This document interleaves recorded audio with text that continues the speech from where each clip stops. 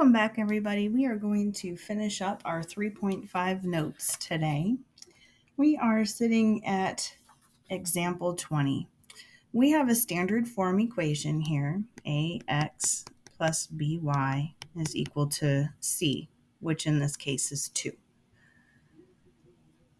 Let's change this into slope-intercept form and graph this using our slope and our y-intercept. So remember, to do that, we have to get y alone. To get y alone, we start with moving the 2x to the other side. This is a positive 2x. The opposite is subtracting 2x.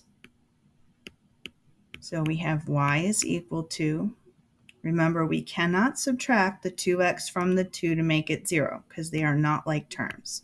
So we're just going to have them sit next to each other. Y is equal to 2 minus 2x. Okay, what that means is our y-intercept is 2,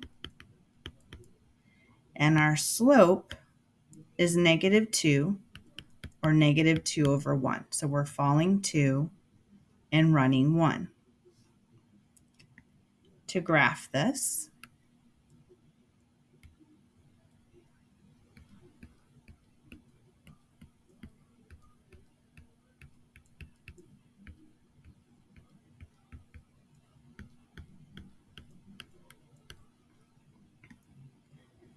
start with your y-intercept. Our y-intercept is positive 2. From there, we are falling 2, so 1, 2, and running 1. Falling 2, running 1. We could also rise 2 and go left 1. As long as one of the directions that we go is negative, then we're good.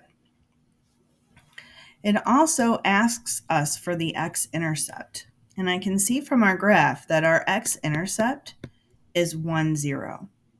But just to be sure, remember, finding the x-intercept from the equation, and I'm going to go back to our original equation, means plugging in a 0 for y.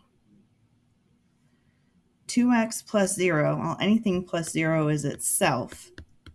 So we have 2x is equal to 2. 2 times x, the opposite is dividing by 2. And so 2 divided by 2 is 1.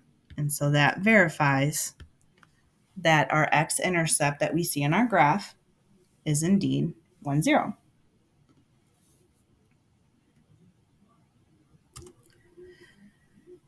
This one is worded in a little different way. So we have a function g. So I'm going to go ahead and write g of x. It says the dependent variable. Well, the dependent variable, remember, is y.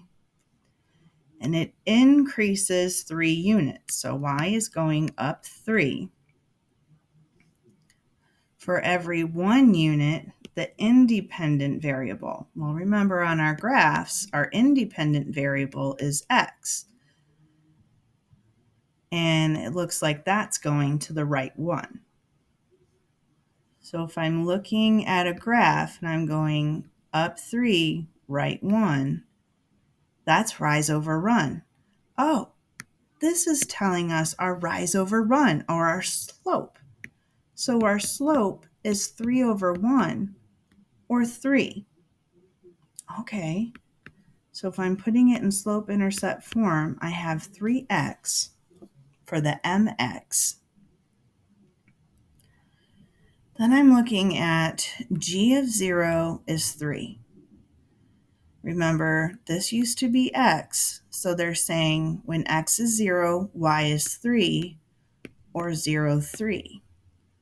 Well, if I look at where 0, 3 is on a graph, that's right there. Oh, wait, that's the y-axis. That's my y-intercept. That is b. My y-intercept, or b, is positive 3. So here's the equation for the words in this paragraph.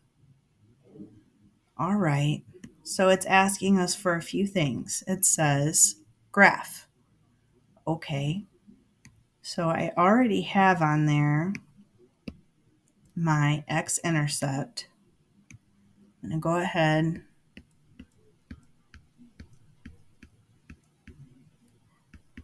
(3, 4, -2), put a 4 there. Let's see, rise 3, run 1.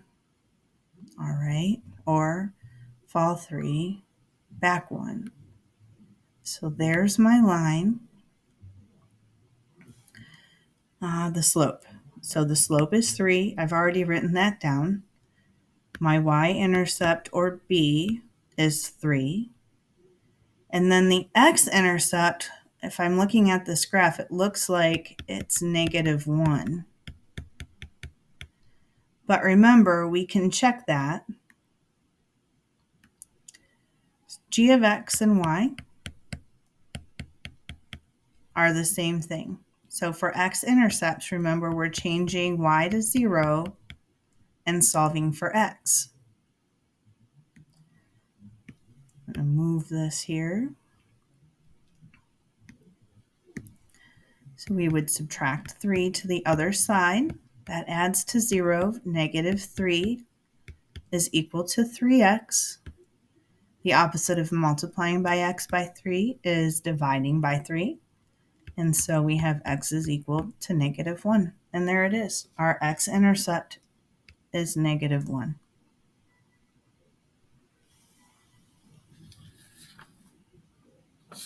Let's have you try 22 and 23, 25. Pause the video and come back when you're ready. Solving real life problems. All right, so we are in a submersible on the ocean floor. I'm not sure about that for me. I have a little bit of claustrophobia going on with that, being under so many tons of water pressure. But anyway, they're giving us our function here. Remember, h of t is the same as y. Y equals mx plus b. So they give us slope-intercept form. Okay.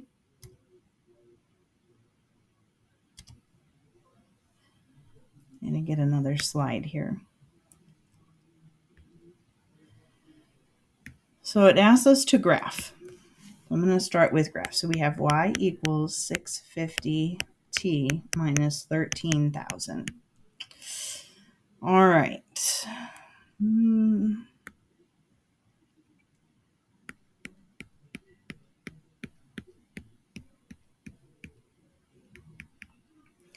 So this is going to be our elevation in thousands. So this -13 down here means -13,000.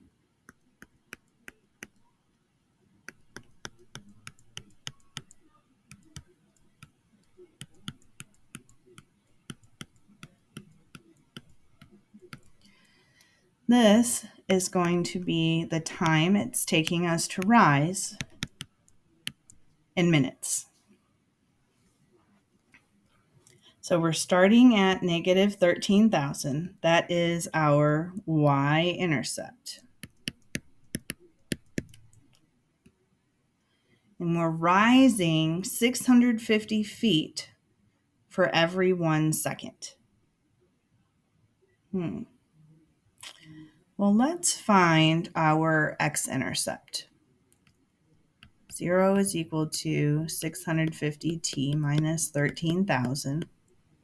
So I'm going to add 13,000. 13,000 plus 0 is 13,000. And those add to 0. I'm going to divide both sides by 650 because the opposite of multiplying t by 650 is to divide.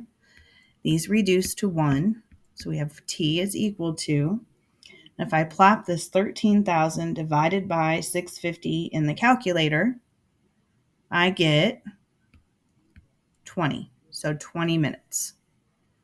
So here is our x-intercept.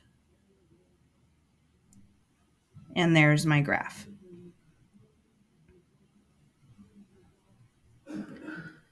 So it's asking us for domain and range. Part A says graph and identify domain and range. All right, we graphed it. Our domain. Well, we can't have negative time. And our graph starts here at 0, negative 13,000. So our domain goes from 0,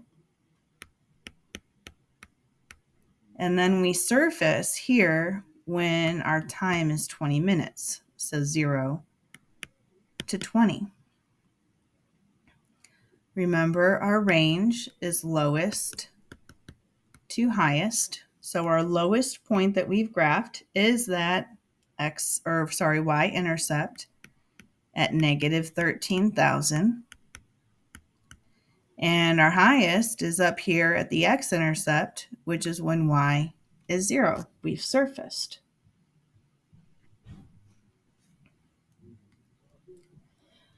Part B asks us to interpret, means what do they mean, of the slope, the x-intercept, and the y-intercept. So our slope means we are rising 650 feet each minute, right? Because it's 650 over 1. Feet is rising, minutes is running. So 650 feet for each minute. The y-intercept says we are starting from 13,000 feet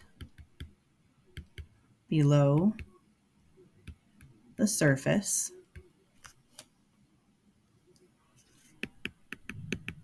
And our x-intercept is saying, well, it takes 20 minutes to reach the surface.